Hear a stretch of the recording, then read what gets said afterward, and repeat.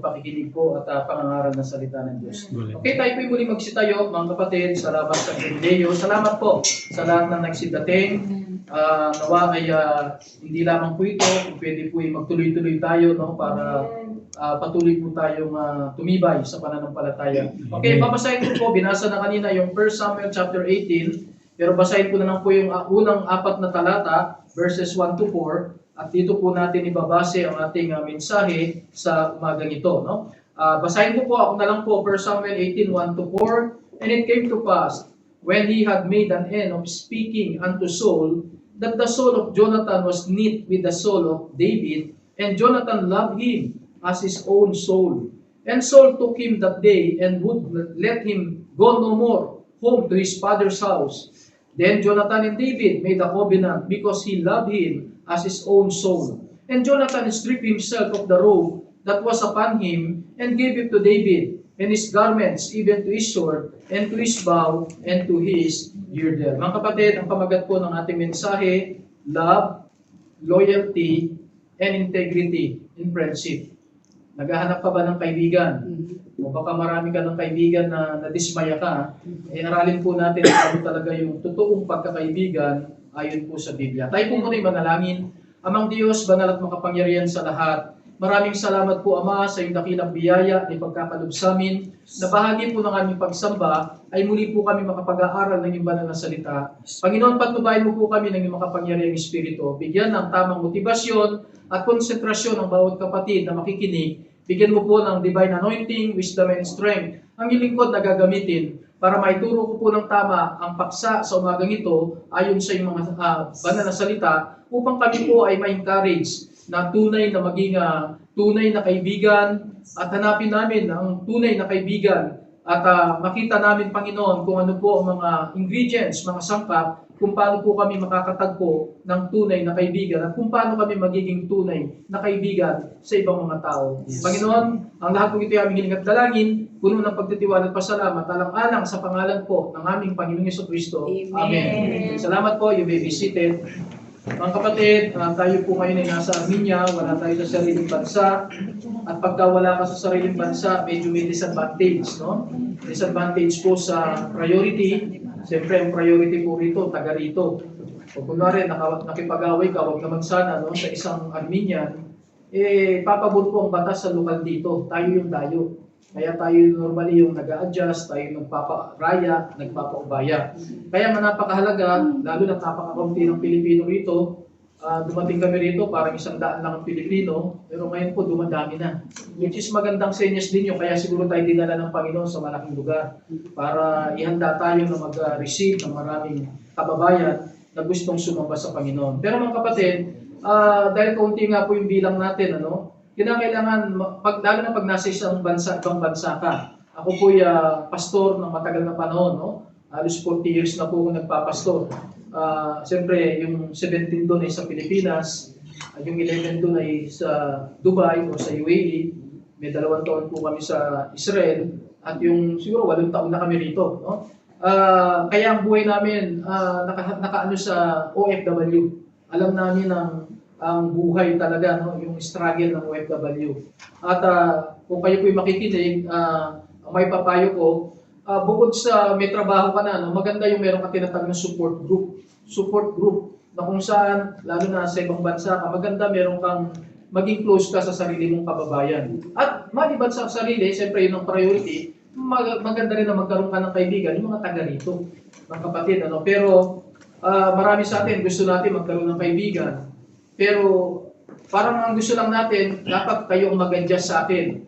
Hindi po pwedeng gano'n, Kapag gusto mo ng matinding kaibigan, mamumuhunan ka. May investment po yan. May investment. Lahat ang friendship kasi ay relationship. At lagi ko nang sinasabi sa inyo, the most important need of a person is not resources. Although maraming naliligaw dyan. Kaya nag-abroad, gustong yumaman. Kasi paniwala, pag maraming pera, wala nang problema. Hindi po. Dodoble pa ang problema mo pag marami kang pera. Hindi po resources ang kailangan ng tao, hindi rin religion. Yung iba, ay, basta ako, may religion na ako. O yung iba, reasoning. Ay, ako, nakapag-aral na ako ng philosophy. Alam niyo, normally yung nag-aaral ng philosophy, magtataka kayo, sila po yung mas madalas na didepress. kung kayo mahilig sa art, alam niyo yung art, yung mga nagpe-painting, yung mga music, maraming art eh. Normally po yung mga artists, sila yung, pagka nagka-problema, nagpapakamatay. No? Kung kilala niyo si Van Gogh, no? At saka marami yan, yung mga, normally, di ba, yung mga singer, sino Michael Jackson, Jackson ba yun?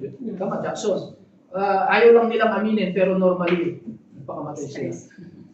Sasabihin lang na overdose siya, pero para lang maingatan yung, minsan yung reputasyon, image. Pero karamihan po dyan, no? Sa Pilipinas din, maraming artista nagpakamatay.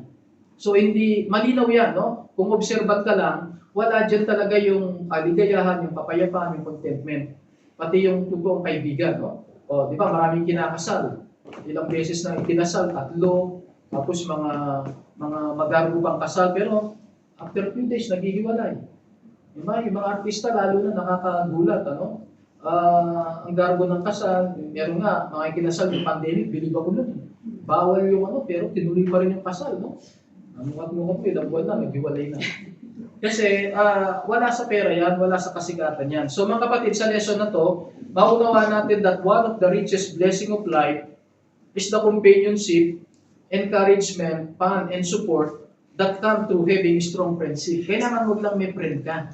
Kailangan meron kang ma-develop sa buhay mo na strong friendship. At yung mga strong friendship na yan, nabibilang lang sa daliri ng kamay. No? Normally, mas konti, mas matalik, mas closer. Pag gusto mo ng mababaw na kaibigan, pwede ka magkaroon. Pero mga kaibigan lang yan sana, minsan sa bisyo, minsan sa kasiyahan. Tingnan natin, no? Importante po yung kaibigan, binabanggit yan sa Bible. Katulad dito, aaralin natin yung dalawang magkaibigan na pag hindi mo alam yung background, kala mo bakla yung isa sa kanila. No? Kasi sobrang close nila. Pag alam niyo yung kwento niya, ako kasi inaral ko na po yung buong Bible, ano? Sila yung nakita ko na ang sabi ni, yun ba yung nauna namatay? Siyempre si Jonathan. Ang sabi ni David, nung pinag-ano niya na yung kamatayan niya, no? Your love is better than 7 women. Binanggit niya yun. Parang sinasabi ni David, si David maraming asawa. Pero sabi niya, nung mamatay yung tino-honor niya yung kanyang kaibigan, sabi niya, yung pagmamahal mo ay higit pa sa 7 babae. Grabe, no? Na pagka wala kang alam sa background sa Bible, ano to? Parang may love affair sila. Actually, may love affair sila, pero yung love na agape. Hindi po yung sensual, hindi yung malisyoso, no? So, kapag meron kang kaibigan, sabi ng isang kasabihan, a man who has friends is never poor. Pag may kaibigan ka, kahit mahirap ka, hindi mo maraming namang mahirap ka. Kasi yung iba nga maraming pera bumibili ng kaibigan. Pero nakakabili lang sila sandali, pero later on, wala yun pag wala na yung pera nila. Kaya pag may kaibigan ka, dapat pakiramdam mo mayaman ka. Riches is no friend. Ang kayamanan na hindi kaibigan, a friend is riches. So pag may kaibigan ka ng close, ituring mo na kayamanan yan, huwag mo nang pakawalan yan. No? Pero alam niyo, ang relationship hindi lamang hinahanap, hindi lang natatagpuan, kailangan minimaintain din. Hindi pwedeng wala kang ginagawa, mawawala sa iyo. Sabi ni Francis Bacon, kung kilala niyo siya, friendship, it redoubleth joys and cutteth the griefs in half. No? Kapag may tamang kaibigan ka raw, dumodoble ang galak mo sa buhay at nababawasan yung lumbay mo sa buhay, which is true. Which is true, mga kapatid. No? Kaya lang, hanapin natin tinatawag na biblical friendship. Okay, punta tayo sa 3 part lang po ito. No? Una, friends in good times. Makikita natin itong dalawang ito, nagtagpo sila sa hindi naasang pagkakataon, hindi nila pinlano. Kaya actually, yung principle sa friendship, hindi mo siya hinahanap Dumarating na lang. Ang kailangan mo i-recognize, magaling na magiging kaibigan to. Ngayon, mag-invest ka na. No? Katulad nito, ang background nito, kung alam yung kwento, yung mga Israelite, sinasakop sila ng mga Pilisteo. Tapos, alam niyo, paglabanan, minsan nung unang panahon na labanan, grabe, maramihan, saka harapan talaga. No? Napunta ko po ito lugar kung saan naglaban. Si Goliath at saka si David. At saka yung pwersa ng Israel, na ang hari nila si Saul, ang pwersa ng Philistine, hindi ko na alam kung sino yung hari, 5 cities yan, pero ang champion nila si Goliath. Ngayon, for 40 days, may patag na ganyan sa 2 bundok. No? So nasa isang side yung Philistine, napunta ko yung lugar na yon. Ang ginawa na lang ni Goliath, nagpakita siya sa isang araw. Sabi niya, "Oy kayo, ang mga Israel, parang sila na yung nauna sa patag." Sabi niya, para wala na nang mamatay lahat, para wala na nang mamatay ng marami, pili na lang kayo ng isa, representative. Tapos, sa amin, ako yun. Kung sino yung pinakapagaling niya, kami na lang maglaban. Ang kasunduan na lang, pag tinalo ko yung ilalaban nyo, alipin na namin kayo. Hindi sila mamamatay, at least. Pero alipin na sila. Pag tinalo naman ako nung ilalaban nyo sa akin, alipin nyo na yung city na yan, na Philistine, 5 cities yan. Alam niyo, unang araw, natakot yung mga Israelite. Pangalawang araw, alam niyo, 40 days yun. At pag binasa yung chapter 17, binabastos ni Goliath ang Diyos. Sino ba ang Diyos niyo? Ganun tayo mga Kristiyano, no? Pag hindi ka nabuhay ng tama, ang napapahiya ang Diyos eh. Ang napapahiya talaga ang Diyos. Ito naman si David, hindi naman sa sundalo. No? Alam natin ang kwento niyan, 3 kapatid niya ang sundalo. No? Tapos si David nagpapastula kasi bunso siya, pang-8 sa mga anak. Ngayon, di ba, ang sabi lang ng tatay niya na si Jesse, "Anak, matagal na yung laban, hindi na nakakauwi mga kapatid mo, baka tapos na yung kanilang rasyon ng pagkain. Pagdala mo nga sila ng sandwich, ganyan." No? Sunod naman si David. Pero pinagkatiwala niya muna yung kaunting tupa, punta siya doon sa mga kapatid niya. E siyempre, habang nandoon siya, narinig niya ngayon yung narinig niya yung panunuya ni Goliath. Sino ba yung Diyos niyo? Walang kwenta ang Diyos niyo. Kasi yung Philistine, may Diyos-Diyosan din sila. Isang kilalang Diyos-Diyosan nila si Dagon. Yung kalahati isda, kalahati tao. No? Tapos, 5 cities yan. May iba-iba silang Diyos. Ayun na, mas magaling ang Diyos namin.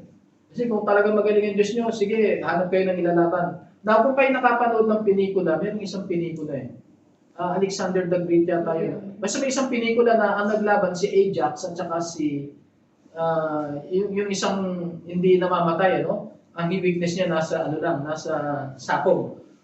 Naglaban yung dalawa na yun. Ang bida doon si Brad Pitt pa nga eh.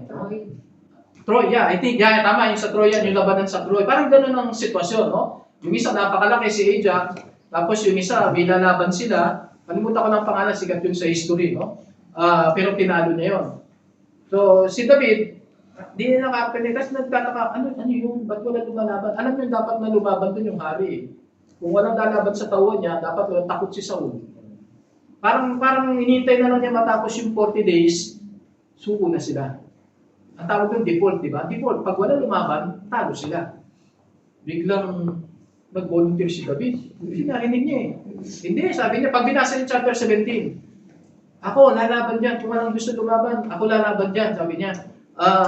Hindi ako papayag na inaalikos pa ang Diyos natin, no? The battle is the Lord. Masarap na basahin yung chapter 17, kaya lang, kapos tayo sa time, no? Sinasabi niya, tingnan niyo yung chapter 17, verse 47 na lang. Yung mga verses na lang na pwedeng, verse 45. Sabi ng chapter 17, verse 45, "Then said David to the Philistine," hinarap niya hinarap niya na si Goliath, "Thou comest to me with a sword." Tingnan niyo, ang kalaban niya, higanti na nga, may sword pa, may spear pa, may shield pa. So tatlong letter S, sword, spear, shield. "But I come to thee in the name of the Lord of hosts, the God of the armies of Israel, whom thou hast defied." Kasi binabastos mo ang Diyos namin. "This day will the Lord deliver thee into mine hand." Sana ganyan ang pananampalataya natin, no? So, lumaban siya. Verse 47 na tayo. "And all this assembly shall know that the Lord saveth not with the sword and with the spear, for the battle is the Lord." Mga kapatid, ang labanan sa Panginoon yan. Ano lang niya tayo, tauhan niya lang tayo, ilaban natin siya. Sigurado tayo mananalo, no? "For the battle is the Lord's, and He will give you into our hand." Lumaban na, shortcut, hindi naman yung alam niyo naman, 5 bato kayong baon niya eh. Pero unang bato pa lang, tumama na siya eh. Mga kapatid, meron ka bang malaking problema sa buhay? Alam niyo, yung kung ilang milyon, parang siguro milyon, pagpalagay natin 100,000 yung sundalong Israelite, lahat sila natakot. Alam niyo, bakit sila takot? Kasi laki ng kalaban. Pero si David, alam niyo, baliktad ang iniisip niya. Mas maganda to, malaki kalaban ko. Bakit? Kasi tirado mo sa kanya, sling. Mas madaling tamaan yung malaki pag sling ang pagbato. No? Pero kung maliit yan, lakaw ang kalaban mo, hindi mo tatamaan yan. Kahit anong galing mo, no? So minsan ganyan tayo eh. Tawag doon, optimist dapat tayo. Tignan mo, hindi darating sa iyo na hindi ka bibigyan ng panalo na Diyos. So in short, nanalo. Hindi kilala si Kasi nagulat ngayon si Saul. Alam niya, sino ba yung bata na yan? Hindi ko po kilala, sabi ni General Abner. Abner ang pangalan ng general. Ang ginawa ni Abner, ginawa niya si David, pinakilala niya sa hari. Ito yung nangyari ngayon sa verse 1. Okay, nakuha niyo yung background. Yan ang sabi. O kaya, basahin natin yung 58 ng chapter 17 yung dulo. And Saul said unto him, Whose son art thou? Biro mo nanalo, hindi niya kilala. Mga kapatid, sana mag-challenge din tayo kay David, lalo na yung mga nag-a-apply ng trabaho. Pag nag-a-apply ka ng trabaho, ang prinsipyo ng Kristiyano, dapat hindi ka naghahanap ng trabaho. Dapat yung trabaho ang naghahanap sa iyo. Yun ang dapat posisyon ng Kristiyano. Kasi si David, hindi niya hinanap ng pagiging hari. Kontento na siya sa pagiging pastol. No, kontento siya. Pero napakante yung pagkahari. Alam mo bakit bakante? Bagamat nandiyan pa si Saul, kung alam niyo yung problema, may nagawa na siya 3 kasalanan sa Diyos. Yes. Sabi ng Diyos, hindi ko na itutuloy yung paghahari. Ibig sabihin, hindi ko na itutuloy sa anak niya. Tatapusin ko na kay Saul, naghahanap ako ng makakapalit. Ang inutusan si Samuel Samuel, punta ka sa Bethlehem. I-anoin po yung ipapalit. Di ba, may 7 kapatid nga si si David. Yung unang 7 ang pinila. Nakalimutan na nga si David Nakalimutan na nga ng tatay na may pang-8 pa siyang anak. Kasi parang sinasabi ng tatay, magiging hari. So, ang qualified dyan yung panganay. Pero baka sakali, yung pangalawa, pinila niya. Abay natapos, yung 7, lagi sinasabi ng Diyos, hindi yan. Sabi ng Diyos, nagtaka siya ngayon. Panginoon, nagkamali ba ako ng dinig sa iyo o ikaw ang mali, no? Pinulit niya ngayon yung tatay, talaga bang 7 lang ang anak mo? Ay, sabi, may isa pa, pero imposibleng yun Hindi, sabi ni Samuel, patawag mo para maalaman natin. Pinatawag, nung dumating, rugged. Nakalagay sa Bible, rugged no? Binatilyo Pero nung palapit na, sabi ng Panginoon kay Samuel, yan na yun. Siya na yun, yan na yun mo. Pero nakaupo pa yung hari, mga 15 years pa o 17 years pa bago siya makakaupo. Inanoint na yung kapalit. Ano ibig sabihin nun? Hindi hinanap ni David yun. Pero dahil bakante yung pagkahari, after 15 years, siya na yung pinili ng Diyos. Ganun ang Kristiyano. Ganun tayong Kristiyano. So ito na, dahil hindi siya kilala, in-interview muna. Sabi niya, kanino ka ba anak? Sabi niya, doon sa binasa natin 58. Sumagot si David, ako po'y anak ng lingkod niyo na si Jesse, the Bethlehemite. Taga Bethlehem talaga. Okay? So, ito na, verse 1 ngayon. And it came to pass, chapter 18 na tayo, when he had made an end of speaking unto Saul, after na sinabi niya anak po ni Jesse, the soul of Jonathan. Siyempre, nandoon yung anak. Alam niyo si Jonathan, panganay na anak. Ang tawag sa kanya, the king in waiting. Kumbaga, siya yung anointed na kapalit in case na mamatay yung tatay. So, siyempre, nag-observe din siya. Nakita lang ni Jonathan na in love na agad. Neat. Now, pag hinabi ko in love, hindi yung sexual, ibig sabihin nun, nakita niya kagad na magandang kaibigan to. No? First time na nagkita. Kaya sabi ko sa inyo, hindi nahanap yan Minsan naghahanap ka, minsan may listahan ka pa, kailangan kamag-anak, kailangan pareho ko ng kurso, kailangan pareho kong gwapo. Hindi ganun yan. Ito, napakatindi ng pagkakahiwalay nila Prinsipyo yung isa pastol. Hindi magkakilala. No? Pero alam niyo ang Panginoon, ipapakita niya sa iyo yung tunay na kaibigan sa isang sitwasyon na hindi mo inaasahan. Katulad nito, gera. Tapos, talo na dapat sila. Biglang may lumaban. Panalo. Napatay niya si alam niyo diba? Isang tama, tumaob. Pagtaob ni, hindi mo pa pwedeng declare na panalo yun. Kasi dapat, baka bumangon pa yun wala namang sword si David. Alam mo, kinuha ang sword ni David, yung sword mismo ni Goliath. Yun ang pinampugot ng ulo. Dinala niya yung ulo dun sa takbuhan ngayon yung mga Pilisteo. So mga kapatid, huwag mo ismulin ang sinuman. Bata yan, babae yan. Sabi ko sa iyo, hindi mo alam kung anong paggagamitan sa kanya ng Diyos. Kaya sa simbahang ito, lalo na dito sa sama natin sa mga Pilipino, ano man ang pag-aaway ng mga grupo, hindi tayo makikilam sa away nila. Yes. Sa atin, bibigyan natin sila ng option. Kung gusto niyo ng isang grupo na walang kinakampihan, kundi ang Diyos, dito kayo. Welcome ang bawat isa. Okay? Tapos, hindi mo masabi kung anong paggagamitan, So, yun na. Love and friendship. Biro mo, one does not make friends. Sabi nga, one recognizes them. Nakilala niya nga agad. Sabi nga verse 1 And Jonathan, the soul, hindi katawan. Kasi ang sensual yung katawan. Yan yung uso sa atin Pag nakita mo, sexy, guwapo, macho, maraming abs pag sa lalaki, merong dimple, parang Alden Richard, na-attract ka, sensual yon. Sa kanya nakalagay sa Bible, soul. Ibig sabihin mas malalim. Mas malalim ang naging attraction niya. Iba to, sabi niya. The soul of Jonathan was knit with the soul of David. So ang attraction nila sa isa't isa, soul to soul. yung kaluluwa. Pag sinabing kaluluwa, kasama yung emotion, yung isip, yung decision. Later on, naaralin natin sa Sunday School yan. No? And Jonathan loved him as his own soul. Grabing klaseng pagmamahal yan. No? Minahal niya na parang sarili niya. Sabi nga, ang totoong kaibigan, nakikita mo sarili mo sa kanya. Ang totoong kaibigan, you find your second self. Parang ikaw siya. Parang gusto mo siya kasi parang pareho kayo ng values. No? Kaya sigurado dapat pag Kristiyano, dapat ang best friend mo Kristiyano rin. Although hindi ko sinasabing hindi ka makikipagkaibigan sa hindi Kristiyano. Kasi way natin yun para ma-reach out. Pero dapat ang closest friend mo ay kapwa Kristiyano mo. Kasi bakit? Pareho kayo ng pupuntan, parangit kayo. Pareho kayo ng Panginoon, pareho kayong may Espiritu, pareho kayong may salita ng Diyos bilang prinsipyo. Mga kapatid, in my friends, I find a second self, ang sabi ng isang author. No? Aralin natin yung 4 na punto dito sa, ang tawag ko rito, friends in good times muna sila. Good times muna to kasi victory yan nagkakilala. The circumstances leading to their friendship, actually, natalakay na natin. Tinalo ni David si Goliath, si David inintroduce na kay King Saul, and then nakita siya ni Jonathan, siya naman yung anointed prince, no? So, to desire the same thing, ito yung totoong kaibigan, pareho yung gusto niyo sa buhay. To desire the same thing and reject the same things constitute true friendship. Siguro, may pareho silang values kahit magkalayo yung kalagayan nila sa economic, mayaman yung isa, mahirap yung isa, tapos magkalayo sila masyado, pero pinagtagpo sila ng friendship. Letter B, the covenant. May ginawa silang kasunduan. Verse 2, Saul took him, sumingit muna si Saul. Siyempre, siya yung hari. Kinuha niya na si David. Ayaw niya na pauwi. Huwag ka na uwi sa tatay mo, kung bahala sa tatay mo. Paano yung aking mga tupa? Hindi, akong bahala sa tatay mo. At pag sinabi ng hari ako, akin na yung anak mo, hindi ka makakatanggi.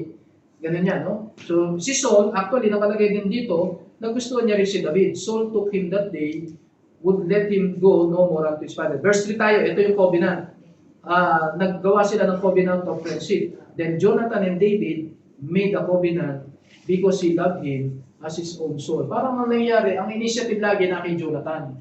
Kasi siya yung mayaman Tsaka siya yung prinsipe. Lagi niya sasabi, friend na tayo Di ba, pag sa atin, nung panahon ng Katipunero, meron silang blood compact.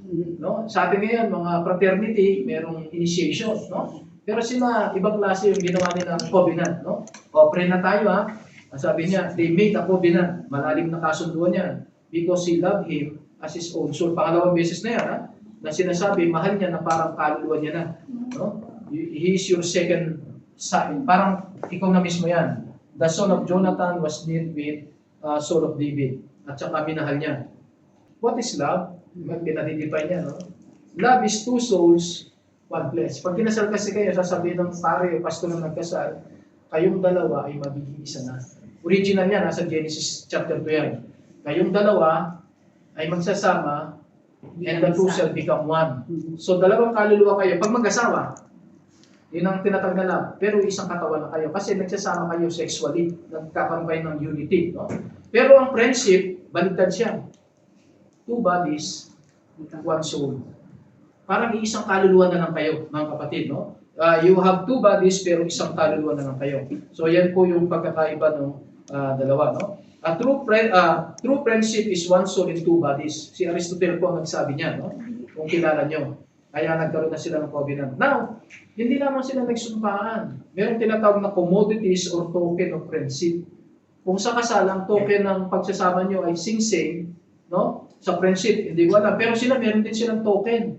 Meron silang commodities or symbol or souvenir or gift para patunayan nila ang kanilang pagkakaibigan. Tingnan natin ang verse 4. Jonathan stripped himself, no, of the robe that was upon him. Mamahalin kong damit yan, manabing robe. No? Yung parang tapa, yung panghari o pang-prinsipe. Tinanggal niya. Binigay niya sa kaibigan niya and gave it to David and his garment. Pag nabing garment, yung panloob na damit. Hindi naman siya nag-boreless dyan, no? Normally, parang tayo yan, pag winter, patong-patong ang damit. So, inalis yung robe, parang siguro yun yung outer na jacket, no? As inalis din yung pangloob.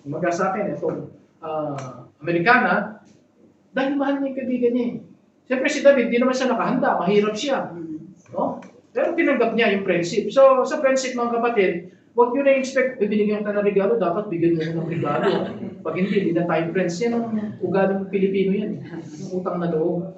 Tsaka yung inambagan kita, dapat ambagan mo. Hindi yung Kristiyanong pamamaraan. Ang Kristiyano, kung sino yung may means, hindi magbigay. Ano? May bibigay naman yung mahirap na maaaring hindi bagay na material, maaaring suporta, maaaring prayer. Pero at least dito, lahat na nagbigay si Jonathan muna, no? Biro mo, binigay niya yung robe, binigay niya yung garment, binigay niya pa, ano pa? Sabi sa verse 4, and his garments, even his sword. Si David kasi hindi pa sundalo. So wala pa siyang sword. At pero pag prinsipe ka, ibang klase yung mga sword niya, mamahalin, matibay. First class, binigay niya. Pati sword niya, ano pa? Even his girdle. Alam niyo yung girdle? Kumbaga sa atin, yung kumbaga sa sundalo, meron sila laging, tawag doon, sinturon, no? Para mag-unite lahat. Parang ang ibig sabihin nito mga kapatid, although literal na bagay yung binigay ni Jonathan, tayo ba kaya natin magbigay ng ganyan? Ako, pwede nating i-interpret na simbolika na yung kanyang robe, ibig sabihin kahit na yung pwesto mo, kaya mong ibigay sa kaibigan mo. No? Kahit na yung reputasyon mo, kaya mong ipahiram sa kaibigan mo. Minsan may mga kaibigan na, ay, masamang reputasyon yan eh. Kilala sa community natin na ganito yan. Ayaw kong ma-identify dyan. Mali po yun. Hindi naman po kinausap mo yung tao, ginagawa mo yung kasalanan niya. Pero minsan, hindi mo rin maalis. Pag nakikipagkaibigan ka, nakikipag-close ka, kung ano yung reputasyon ng madadamay ka, bibilig. As long as hindi mo ginagawa yung kasalanan niya. No? Kasi hindi natin sila ma-reach out eh. Kung si Kristo, ganun ang ugali niya, hindi na siya bumaba rito. Kasi lahat tayo marumi. Ganun dapat ang friendship. Kahit marumi siya, huwag ka lang mag-participate sa kasalanan niya, samahan mo siya. Diyan mo siya madadala sa Panginoon eh. Okay, so, yun ang nangyari. Ito po, bago ko iwanan ng puntong ito, friendship is costly. Ang pakikipagkaibigan ay malaking gastos. Hindi lang pera, oras, reputasyon, no? Effort, lahat yan. Hindi ka pwede magkaroon ng mabuting kaibigan na wala kang in-invest na resources or pagod or oras, no? Okay, punta tayo sa commitment. Eto, lalabas muna tayo sa verse na to, no? Pero tandaan nyo, punta tayo sa Proverbs 17:17. Ito yung commitment talaga na ginawa nila. No? Proverbs 17, ang Proverbs, tandaan nyo, nagsulat nito si Solomon. Sabi niya sa Proverbs 17:17, isang katangian ng kaibigan, a friend loveth at all times. Mga kapatid, no? A friend loveth at all times. Kung sinabing all times, mamaya makita, ngayon, good times muna inaaral natin eh. Pero ang totoong kaibigan sa lahat ng oras. Makikita natin mamaya may problema sila, magkaibigan pa rin sila. Nakita niyo mamaya namatay na nga yung isa, magkaibigan pa rin sila. At all times. Walang panahon na di-deny mo siya, ay, diba, nagkaroon ng chismis na ganito yung ginagawa niya, hindi mo yung friend. Ay, unfriend ko yan sa Facebook. Alam niyo, ingat kayo sa Facebook ha. Isa, kuha ng friend, gusto natin ng friend, pero pag konting ng-friend ka, masakit yun. Pag magkaibigan na kayo. Buti pag hindi mo na lang siya ginawang friend, tapos i-unfriend mo. Masakit yun. Kahit sa Facebook yan, no? So mga kapatid, sa atin, ang principle dito mga kapatid, ano sabi? A friend loveth at all times. May comparison. Tuloy natin comparison. And a brother is born for adversary. Totoo yan. Minsan yung kapatid mo, yun ang kaaway mo eh. Yun ang matindi mong kaaway, kapatid mo. Kasi normal yan, magkasama kayo palagi, alam niyo yung kahinaan ng isa't isa, nag-aagaw kayo sa attention ng magulang nyo, normal yun. No? Pero dito sa prayer, dapat all times. Hindi naman sinabing at all times, at all good times. At all times talaga mga kapatid. So yun ang ginawa nila, commitment in their friendship. So, this is the most expensive investment of friendship, yung pagmamahal. Okay pa yung pera eh. Babawi yan. Okay pa yung binigay mo yung pagod eh. Sige, pahinga ka lang, makakabawi ka. Siguro nagbigay ka ng oras, sige. Pero yung pagmamahal, napakahirap niya. Kasi pag binigo ka ng pagmamahal, ang principle niya, the more you love, the more you hate. Pag na yung pagmamahal niyo, no? Pero ang Kristiyano, hindi nawawala yung pag-ibig eh. Hindi nawawala yan, no? Kaya, totoo yan, mag-disappoint ka. Palagay niyo ba, hindi na disappoint ang Diyos? For God so loved the world, He gave His only begotten Son. No? Namatay na sa krus. Pero pag pinreach mo siya sa tao, I don't need Jesus. Sakit nun. Pero tiniis ng Diyos yun. Dahil mahal niya tayo. Dapat tiisin din natin yan sa kapwa-tao natin. kapareho naman natin siyang makasalanan. Kung si Kristo nga, mahal niya ang taong makasalanan, hindi siya makasalanan eh. Dapat tayo makasalanan, mas doble ang pagmamahal natin sa kapwa natin makasalanan. Minsan kasi, ang pagtingin mo, napakabanal mo, okay, ganun talaga. I-despise mo ang mga yan, no? Pero mga kapatid, tingnan nyo, dahil si Jonathan naging best, later ang pakikinabangan niya. Hindi lamang ng pamilya niya, buong kaharian ng Israel. Buong kaharian ng Israel na kinabang, no? So mga kapatid, di ba dati may tinuturo kong 3 bilog? Yung unang bilog, lahat creation of God. Maniniwala sa Diyos, hindi, lahat nimika ng Diyos yan. Mga tao tinutuunan. Pangalawang bilog, pag na-born again ka na, pamilya ka na ng Diyos. Anak ka na ng Diyos. Ang pinakamalit na bilog, church. Pag nagpabaptize ka na, na-born again ka, saka ka sa simbahan ng Panginoon. Yun ang ginagamit niya. Now, dito naman sa friendship, tatlong bilog din. Sa unang bilog, neighbors. Lahat ng tao, neighbors mo. Kaya nga, love thy neighbors. Pagka na-born na ganyan, ang tawag na natin yan sa biblical na salita, brethren. Kahit anong religion niya, kaya nabaptize sa hindi, brethren natin yan. No? Pero kapag nandun ka sa mali, friend. Bihira yun nandun sa, pwedeng ka-churchmate mo, pero hindi mo friend. Pero kasama sa brethren. No? Pero maganda, meron kang ilang, talaga na-develop na friend. No? So, punta tayo sa second part. Friends, kanina in good times now, friends in bad times. May mangyayari dito. Kanina, love ang in-emphasize ko, love, no? Wala namang, ewan ko lang, siguro, baka may motive din si Jonathan kasi somehow iniligtas sila ni David, di ba? Iniligtas din yung tatay niya kasi dapat yung tatay niya lalaban. So ngayon, panalo sila. Masasabi pa natin may nagawa si David, kaya nagustuhan din siya naman ni, pero at least naging best siya. Pero ito, pagdating sa bad times, ito na. Punta na tayo sa chapter. Alam niyo yung chapter 18, binasa na natin kanina, no? Ang nangyari, nakatira na ngayon si David sa palasyo. Tapos, pag nagigiyera, okay, excuse natin yung isang kapatid, no? Okay, sige, Brad. Kaya sa Sunday school, mahalaga, no? Okay, yun yung isang example na sinasabi ko na dapat buo yung Sunday school natin. Para kahit Sunday school lang ang naatinan niya kasi may pasok. Okay, tuloy natin. Friends, basta doon sa 18, nung dumating na si David, ito yung problema, no? Nakainitan siya yun ang ni Saul eh. Nakalagay din sa Bible, mahal ni Saul si David, pero nawala kagad yung pagmamahal na yun. Nagselos. Nagselos hindi dahil sa babae. Kasi pag lumalaban si David, babalik ngayon sa city, kakakantaan siya ng mga ladies. Sikat siya. Kaya naman kaya nga yung kanta, powerful yan eh. Basahin nyo, 2 statement lang yung kanta nila, no? Nasa verse verse 7 lang yung kanta, pero napaka-powerful. Kaya kung ako sa inyo, mag-deserve ako sa Panginoon through music eh. Kasi iba yung nagagawa ng music. Sabi ng verse 7, and the women answered one another as they played. Meron silang mga gitara siguro, harp. They said, Saul hath slain his thousands, David is 10,000. Actually, isang sentence lang pala, 2 phrases. Hindi naman nila sinasadya yun. Sa sobrang tuwa nila, kasi ang lumalaban naman talaga si David eh. Yung hari nasa trono lang eh.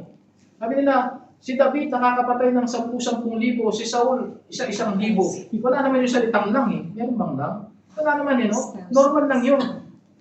Dahil lang sa kantang yan, napraning si Saul. Napraning na siya. Sa verse 18, naging very wrong na siya. Kaya ingat kayo, no? Sa samahan, kailangan matibay ang pundasyon. Kailangan pagmamahal, friendship, hindi yung pinakinabangan lang kasi ni Saul eh. Kaya ayaw na niyang ipauwi ngayon eh. Kaya nung nasa tabi naman niya, dahil pinibless siya ng Panginoon kasi. Pinibless si David. No? Totoo naman niya, lumaban siya. Pero actually talaga, dapat i-attribute mo sa hari. Kasi siya yung commanding officer. Ikaw tauhan lang. Pero wala kayong magawa. Yung mga babae, yun ang nasa puso nila, inawit nila. Muna napraning na talaga siya. Ang ginagawa ni Saul, may sibat siya. Kinakantahan siya ni David pagka kakaroon siya ng sakit eh. Tatarakin niya. Gusto niya patayin. Pero nakakaligtas si David. Yun yung isang message ko na pag hindi mo pa oras, kahit hari pa yung 2 beses ang hinag-isa, hindi siya napatay. Kasi sinutusan niya, mamaya sabi, sinutusan niya yung anak niya, anak, total, asawa mo, patayin mo yung asawa mo. Pati si Jonathan, utusan niya, napatayin niya si So mga kapatid, hindi nangyari, lalong nakalagay sa Bible, David behaved himself, lalo siyang minahal ng mga tao. Kaya mga kapatid, ingat kayo sa pag-persecute, no? Minsan yung pinapersecute mo, yun ang sumisikat. Yun ang binibless ng Panginoon. Mag-ingat tayo, kahit ginawa nilang mali, don't persecute, pag-pray na lang natin.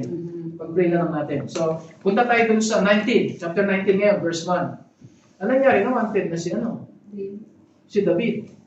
Kasi pinatay niya, hindi niya mapatay. Nagutos siya, hindi pa rin napatay.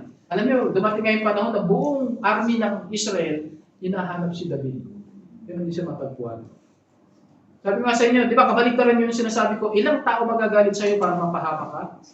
Wala. Kahit bata lang ang magalit sa'yo, pwede ka na madimanda. Makulong ka na.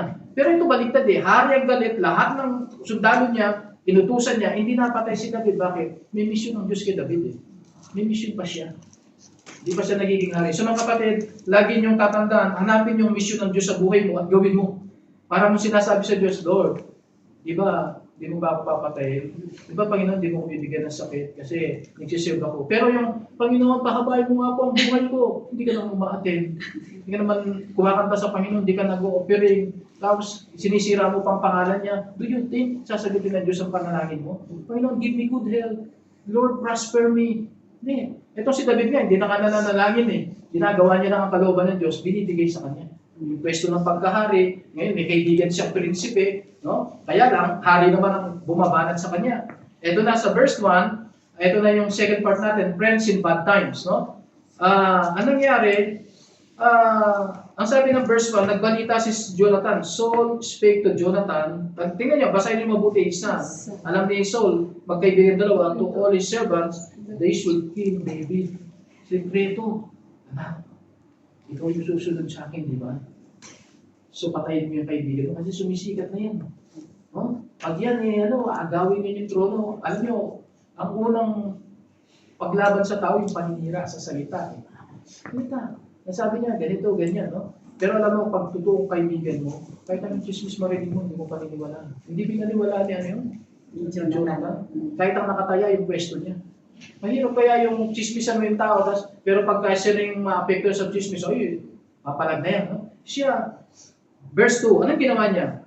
But Jonathan, Saul's son, delighted much. Masaya siya. May kaibigan siya, tandaan niyo, kahit mahirap, hindi kayang tapatan ng pera. Yung kasiyahan na natatanggap ni Jonathan sa kaibigan niyang si David. Sabi niya, delighted much in David. Hindi lang delighted much. And Jonathan told David, say, Saul, my father, seeketh to kill thee. Mga kapatid, nakita ko na naman yung punto rito. No? Ako tinitrain ko po ang simbahan na to, matuto tayo mag-handle ng classified information. Ano yung classified information? Hindi lahat ng informasyon na alam mo, ipapangalundakan mo. No? Bigay mo lang sa tao yung informasyon na makakatulong sa kanya. Pero kung yung informasyon, hindi niya kilala yung tao, tapos may nalaman kang negatibo sa tao, alam mo ba si ganito, ganyan. Sinira mo na yung isip niya. Kung hindi matibay yan, hindi pa sila nagkikita, negative na siya dun sa tao. Yes. Ang informasyon ng kapatid, di ba alam ni Jonathan na papatayin? Kasi natusan siya mismo Pero hindi pinag-chismis ni Jonathan, hindi, press briefing tayo, no? Press conference. Ganyan tayo sa Pilipinas, politika sabihin na lahat ng inanakit. Tapos yung taong ginagagalitan niya, hindi niya alam na galit siya doon. Pero buong mundo nalaman na dahil nagpa-press briefing na. Mga kapatid, hindi ganoon. Siya, ang sinabihan niya lang, si David. Kasi si David ang nakataya doon. Papatayin siya, no? So sinabihan niya lang si David. Sabi niya, ang tatay ko gusto pa niyang patayin. I pray thee, take it to thyself, mag-ingat ka. Kita mo? At least pinarningan siya kasi hindi alam ni David na galit yung hari. Sinisikreto rin naman ni Saul yung galit niya So, at least, para maging maingat siya. Take it to thyself until the morning and abide in a secret place. So, sabi niya, ngayong gabi, pinapahanap ka na niya. Okay, magtago ka lang.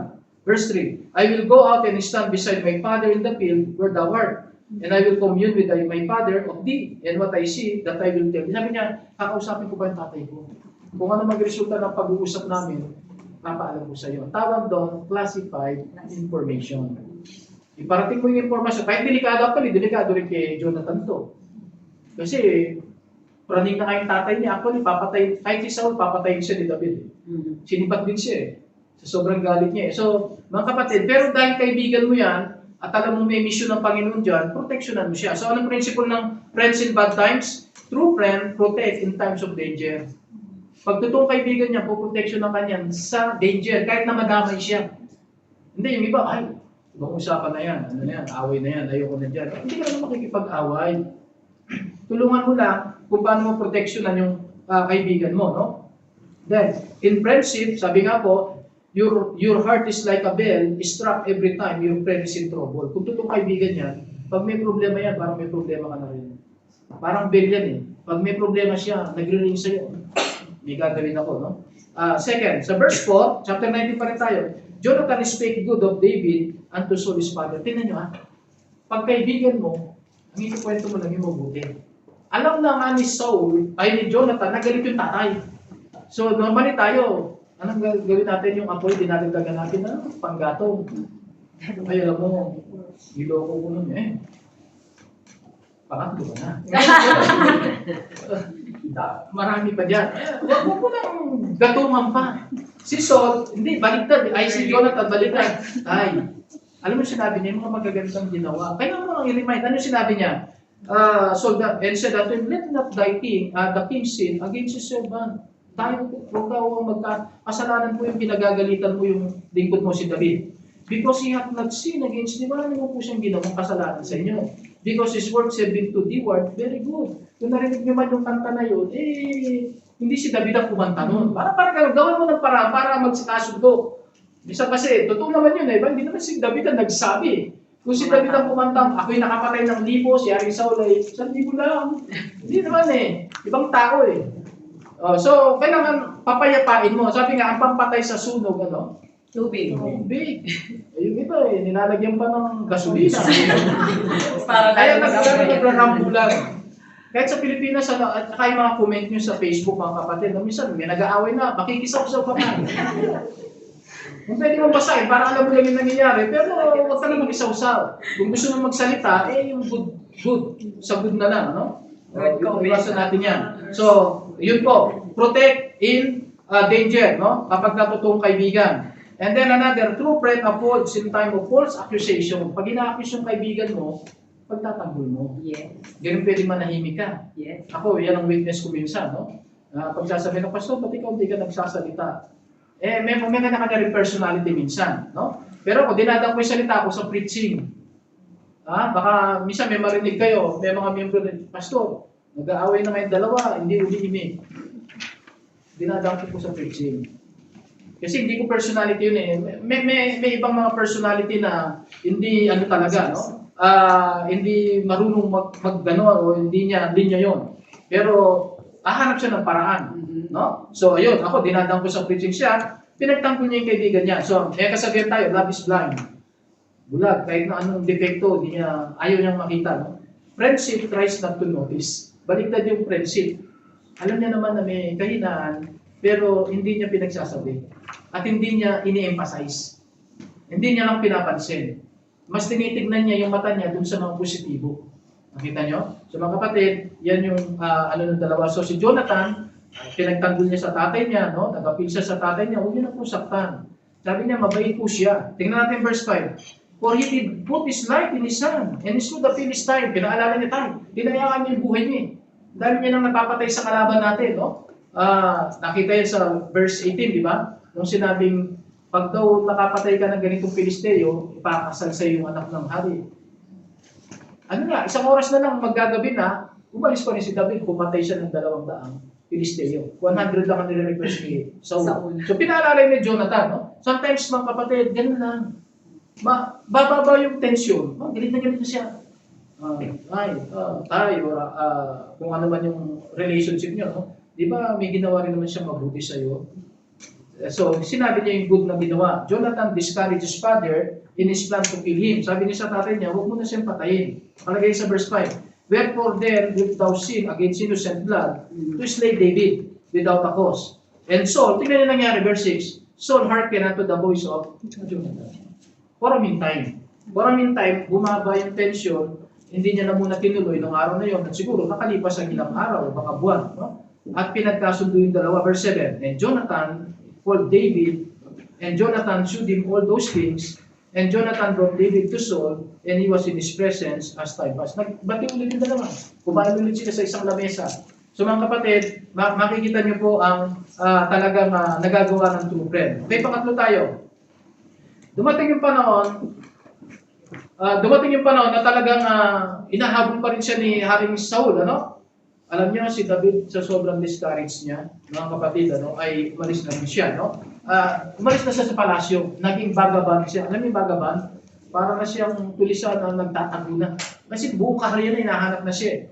Alam niyo, dumating din ang panahon na si David, kala niyo, ano siya, no? Parang higante sa pananampalataya. May panahon na si David, naawa din siya sa sarili niya. Punta tayo sa chapter 20, verse 1. Yan pa rin, 1 Samuel, chapter 20, verse 1. Sinusurkat ko na lang. And David fled from Naioth in Ramah, and came and said before Jonathan, nagkita pa rin sila. Alam mo, delikado na yan, malayong lugar na yan, mga bundok na, pinupuntahan pa rin siya ni Jonathan. What have I done? Sabi ko, ano bang nagawa ko? What is my iniquity? And what is my sin before thy father, that he seeketh my life? Tapos verse 2, and he said again unto him, God forbid, sabi nung isa, no, ni Jonathan, hindi ka mamamatay. Behold, my father will do nothing either great or small, but that he will shew me it. Why should my father hide these things from me? Pero lang sabi ni David, gusto kong basahin na lang natin yung verse 3 sa dulo. Ang sabi ni David sa verse 3, kahit na alam naman ng tatay mo na magkaibigan tayo eh. So kung talagang plano niya ng patayin ako, hindi niya nasasabihin sa iyo. Hindi katulad ng una. Kaya wala, mamamatay talaga ako. Sabi niya sa dulo, verse 3, dulo, there is but a step between me and thee. Dito pala kinuha nung, sa amin sa Kapampangan, may kasabihan kaming kalakbangang kamatayan. Ibig sabihin sa Tagalog, ang kamatayan pwede mo matagpuan sa isang hakbang lang. Napakalapit ng kamatayan sa atin, isang hakbang lang ang pagitan natin sa kamatayan. Ito pala yun.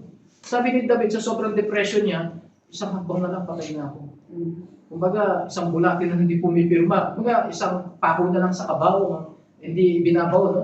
So, na-depress yung kaibigan niya. Pero alam niyo, ginawa pa rin niya, no? In-encourage niya. In-encourage niya, no? Sabi niya, hindi ka mamamatay. So mga kapatid, principle, dapat marami tayong alam na salita ng Diyos. Para kapag kami nadi-discourage, tayo mo siyang encourage. No? The language of friendship is not words, but meaning. Minsan nga kahit hindi ka magsalita nandun ka lang, encouragement mo. Alam niyo lalo yung mga namamatayan, yung mga nasa ospital. Pag nandun kayo, hindi ka kailangan magsalita. Yung presence mo lang. Nakaka-encourage yun, no? So mga kapatid, at least, eto, buntong na to hindi na, noong dati, nag-uusap sila, siguro sa city pa lang, pero nung matindi na yung pagtatangkang patay talaga, lumayas na si David, nagtago-tago na sa mga bundok, pinupuntahan pa rin ni Jonathan. Ano, delikado kay Jonathan yan, both sides, pwedeng magalit ang tatay, or pwedeng yung mga kumakampi kay David. Hindi na si David ang papatay kay Jonathan, yung mga kampi na lang ni David. So, ganun tayo Pag inaapi yung leader natin, o yung kaibigan natin, gusto natin kumanti. Paano mo mapipigilan yung mga yon? Pero, ganun ang kaibigan Kailangan yung puntahan. And then, yun nga, true friendship helps in times of need. Talagang tinulungan niya pa rin sa panahon ng kanyang pangangailangan, mga kapatid. Nag-offer siya, sabi niya, okay, ganitong gagawin natin. No? Actually, nagplano sila rito. Ano pa rin ako, kakausapin ko pa rin ang tatay ko. Kasi normally, yung mga, may paging yung hari. Kailangan yung mga matataas na pwesto, nandun doon nakaupo. Ngayon, hindi pupunta si David. Kasi talagang wanted na siya Takot na talaga siya Ang sabi ni Jonathan, sige, bigyan mo pa ako ng isang chance, sabi ni Jonathan. Bukas, magkakaroon ulit ng okasyon sa palasyo, di ba? Tapos ikaw, hindi ka makaka-attend. Titignan ko kung paano mag-react yung tatay ko. Sabi niya, ayun na, dumating na, nagtiging na. Magtaka si Saul, wala si David. After siguro may plano siyang patay na naman. Ay, tatay, ganito. General po sinibat si Jonathan. Pinagtatanggol niya pa rin. Nagpaalam po kasi siya sa akin. Bakit? Dapat sa akin nagpaalam. Ganun, tsaka sinibat talaga si, nakita na ngayon ni Jonathan, wala na. Alam niyo minsan yung kasalanan, meron din kasalanan na beyond repentance na Hindi na magbabago kahit anong gawin mo. No? Talagang papatayin niya. Kaya tama na yung ginawa ni David, siya na lang ang lumayo. Pero, nagkaroon sila ng kasundo. I-report ko sa iyo kung ano yung resulta. Ito. Ginawa ngayon ni Jonathan, after nung piging, meron silang usapan Diba yung mga nag-practice ng pana-pana. Tapos may tagapulot yun ng bala kasi mamahalin yung bala. Pag sinabi ko sa utusan ko na tumakbo na siya, nasa kanan mo, parang gano'n, may senya sila. Ibig sabihin, welcome ka ulit na bumalik sa palasyo.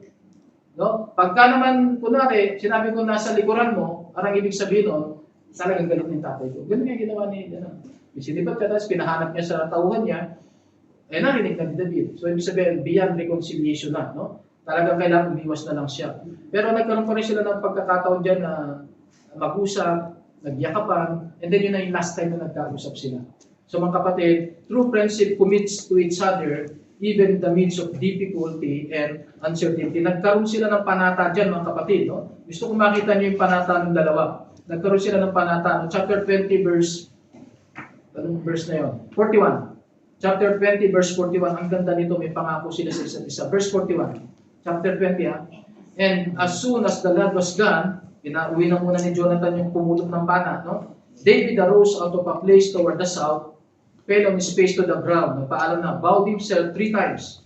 They kissed one another. Tanda nyo ha, hindi bakla yan. No? Minsan dahil sa Malaysia, minsan yung dalawa lalaki, magawa ka lang ng kamay. Lalo na yung mga Indiano pag nasa Middle East kayo, no? Ganun ang gawin nila, akala nila batin. They wept one another until David exceeded. Verse 42, Jonathan said to David, go in peace. For as much as I have sworn both of us in the name of the Lord, saying, the Lord be between me and thee. Ito na yung covenant nila. Between my seed and thy seed. And he arose and departed, and Jonathan went unto the city. Ano yung ibig sabihin nun? Hindi lang tayo magkaibigan. Tutuloy yan ng mga anak natin. Yung seed ko at seed mo magiging magkaibigan. So, punta na tayo sa panghuling punto mga kapatid. Alam niyo ito, namatay dito siya. Kasi nagkaroon na ng labanan dyan. Pero hindi si David ang kalaban, ang Filisteo. Namatay si Saul, namatay si Jonathan, namatay kamanak niya. No? Alam niyo, ginawan siya ng tula at ng kanta. Mababasa niyo yan sa chapter 1 and 2, 2 Samuel. Pero hindi na natin mabasahin ngayon, mahaba yun. Doon niya sinabi na ang pagmamahal mo higit pa sa 7 babae. Okay? And then, ano na yung pang tatlong friends in good times, at all times, friends beyond the grave. Kanina, friends in good times. Second, friends in bad times. Pine-persecute. Ngayon, patay na, magkaibigan pa rin. Friendship beyond the grave. No? Anong nangyari? True friends mourns the failure of his friend. Di na natin babasahin ng kapatid, iniyakan siya ng todo-todo. No? Ni David. Then, true friend promotes and preserves the good memory of his friend.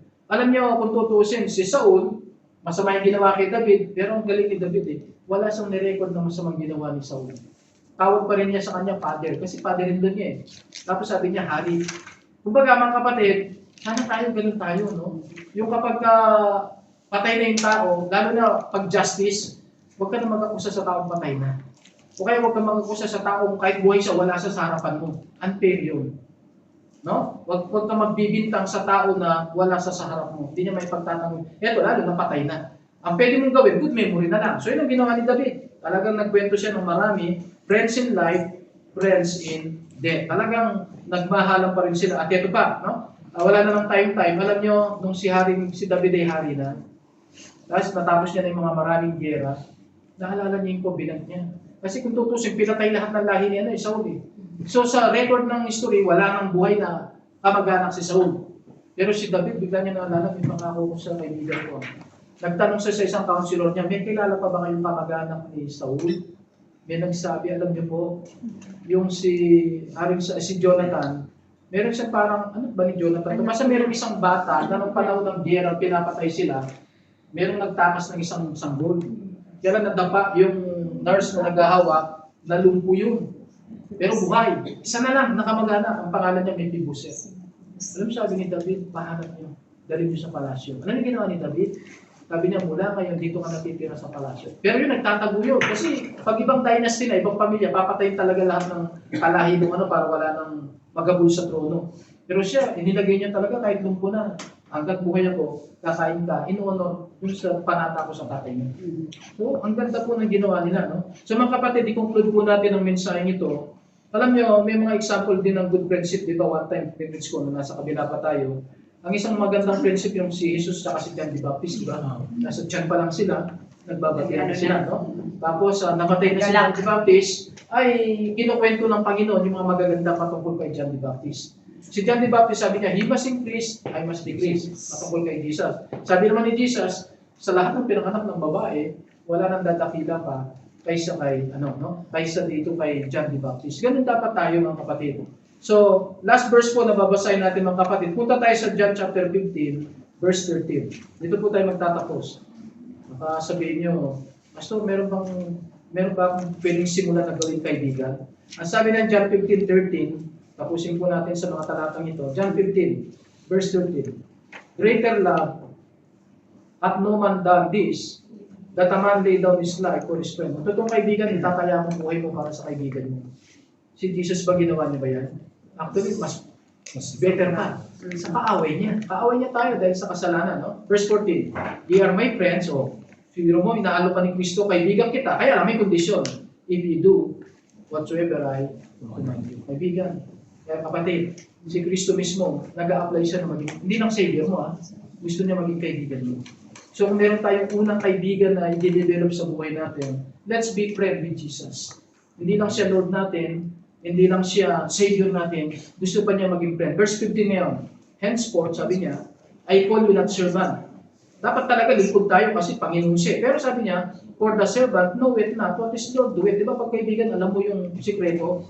But I have told you, friends, for all things that I have heard of my Father, I have made known unto you. Gusto niya ikwento sa atin yung mga patungkol sa langit, yung plano nilang mag-ama. He is the true friend. Actually, siya yung binabanggit talaga. Ewan ko, nabuksan na ba natin yung 18:24 ng...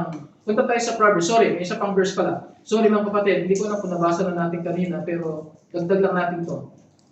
Tama, nabasa na natin. Hindi pa natin nabasa. 18:24. Proverbs 18:24. Ang sabi rito, a man that hath friends must shew himself friendly. Ibig sabihin niya, kung gusto mo maging tunay na kaibigan, maging magaling na kaibigan ka muna.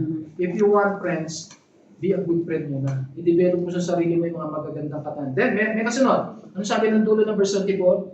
There is a friend that is sticketh closer than a brother. Merong kaibigan na mas malapit pa sa tunay ng kapatid. Si Jesus Christ siya. Number one. Talagang, He is a friend that is sticketh closer than a brother. Kasi siya na nga po na, I will never leave thee nor forsake thee. So kung meron kayong gustong tawaging BFF, ano ba yung BFF? Best friend forever. Si Jesus dapat yan.